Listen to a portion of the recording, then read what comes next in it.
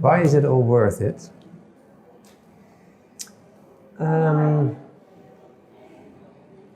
So again, that's a question I can only answer for me, right? And I think a few years in, like we still didn't pay ourselves.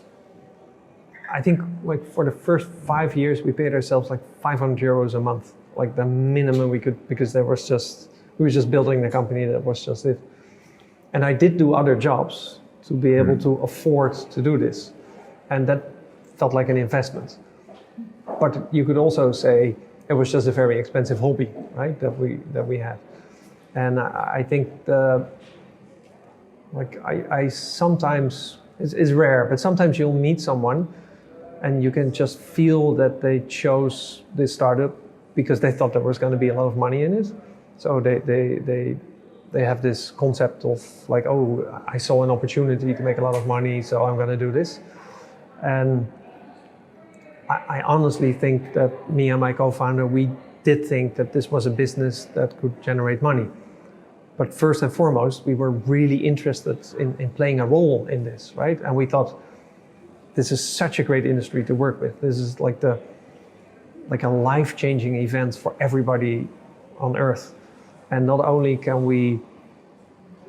are we spectators, we also play a role. We're influential in this thing. We can play a part. Like, how exciting is that, right? I would pay to be able to do that, and I did, right? So I think like that's worth it. If you can find something like that where you're just like, oh, can I please just stay and watch, maybe help out a little bit, because I just want to be a part of this. And of course, if then there's some money at the end, then even that's better. A nice add-on. Yeah, but I think I honestly believe that we always thought like we're going to give it our best, right? We're going to work hard. And if in a few years the whole thing goes bankrupt, well, that would suck. Yeah. But then we've employed like hundreds of people for years who were able to, buy houses, start families, have children, learn and interact with others, and have an influence in this incredibly interesting phenomena.